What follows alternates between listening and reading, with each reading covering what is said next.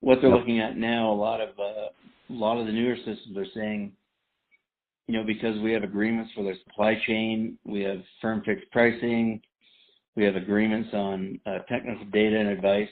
It's not going to go from the aircraft to ops to supply chain to the supplier. It's going to go from the aircraft to the supplier. That's the next leading edge. Yep. Aircraft is going to basically, before they land, they're going to be like, they have this problem figured out, part on ready. Somebody's just going to have to say, yep, send us the part. You agree with that? Absolutely. And of course, cool. That's having all kinds of incredible effects on, who stocks and who holds inventory for aircraft. Yep.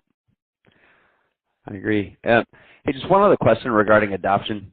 Were you able to leverage your networks from your target customers, from your voice of the customer sessions?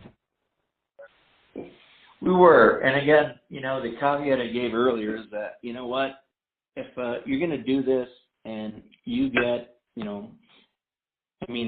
airlines or businesses, their time is precious. So if they're going to volunteer a couple hours or half a day from you saying what you should do, and then the end product reflects no part of their input, they're not going to be very happy. And it's going to make your system harder to swallow. So what Boeing and Airbus are doing right now, they're trying to generally get airlines who their own business with their own, ERP systems. They're really trying to lay out a major standard system so that, almost like, IATA or any of those other systems, whether it's, Liberian Airlines or American Airlines or Aeroflot, they use the same data, the same communications, which links in the OEM producer as well as the airline and supplier. So they all, talk the same language. Okay. All right. So let's see. I've got 3 more questions left. The last 2 are pretty basic. By the way, I have to apologize. Yep. I had some major dental work about 7 hours ago, and the freezing's just wearing off. So if I slur a bit, don't get worried. It's not like I'm in Colorado and we all smoke pot. That's exactly what I would have thought. But no, you're doing good. Thank you. Right. So my next question is: so when you guys launched your portal, what did success look like, and what did you measure? Well, what we measured. That's a really good question. There's a couple of things we did because, of course, we're supposed to be, all about customers, but in, cold-hearted corporate America, it's all about cost, right? So, yep. What we basically measured is, we implemented these central call centers. A lot of them are, corporate showpieces, pretty showy. All these people with multiple monitors with headphones on. And status boards on giant TVs. But there's a couple of things they did. First of all, they said, all right, individual BUs, you guys have supported this centralization. We want to see your AOG logs, your technical logs, your individual contributor logs to see, as we go along, if we spent, let's say just, as an example, at a specific business unit, if we spent, 1,200 man hours a month finding all this stuff, how's that decreasing to reflect what we're getting out of the call centers? And they would do that cross BU to say, okay, did we really win on this? And unfortunately, the flip side has said, okay, if we're making a lot of reductions across the business units from this, how can we reduce our headcount? Yeah. And that's the ugly side of it, right? Yeah. I've got that. So I've got that on my radar for capacity gains. But then the other thing is that goes in hand with that is how can we redirect that overhead? Right. re-input information they already have. They just want to say, click, attach, here you go, give me an answer. Yep.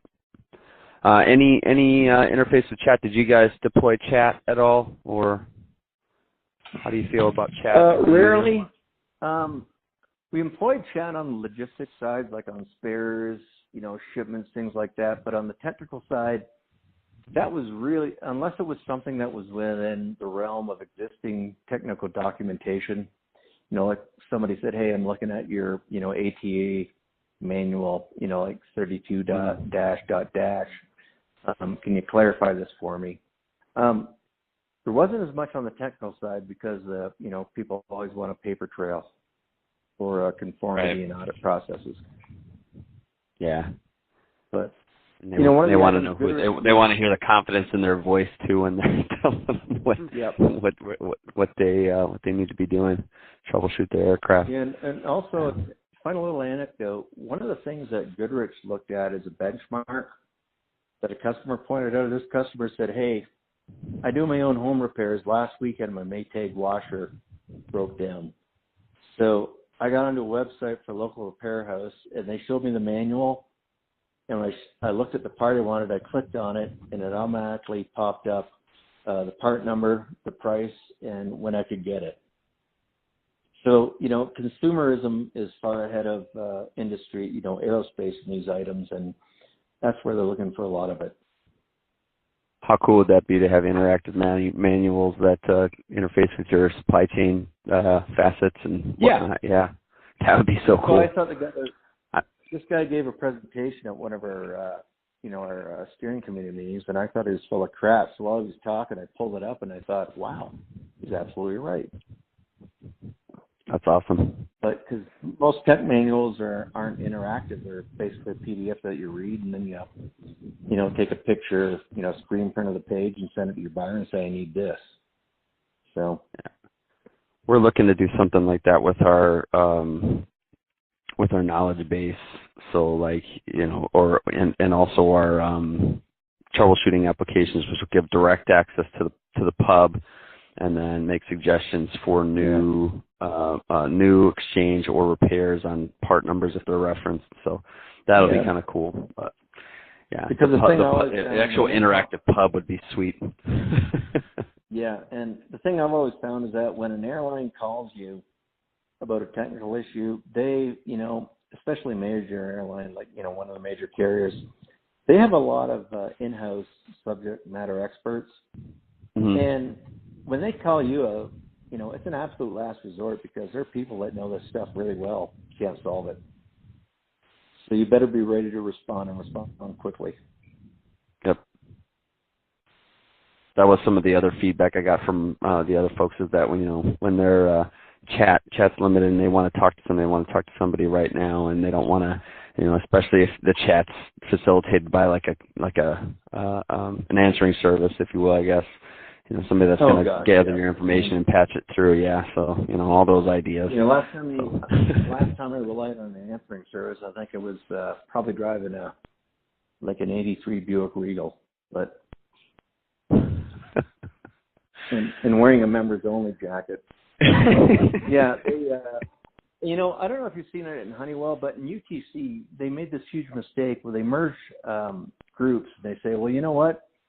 This is the best APU guy in the world, but we want to reduce headcount, so we want him to be the best landing gear or avionics guy in the world, and they don't want that. They don't want somebody to show up or talk to them saying, well, I'll make a few calls and get back to you later. They want to get to the root, and that's one of the – if you don't give them a value in the portal, they're going to ignore it, and they're just going to call you and bug the heck out of you. Yeah. Well, so far we deployed a knowledge sharing. I guess it's more of like a methodology, and we've pretty much picked the brains of all our experts and continue to do so. So it's good. It's good information as far as like the repeat type stuff, and then which hopefully should free those guys up for the hot and heavy troubleshooting systemic type stuff that comes up, that they can really put their resource in. But I do see what you're saying, because we kind of do the same thing as we like, even though you're an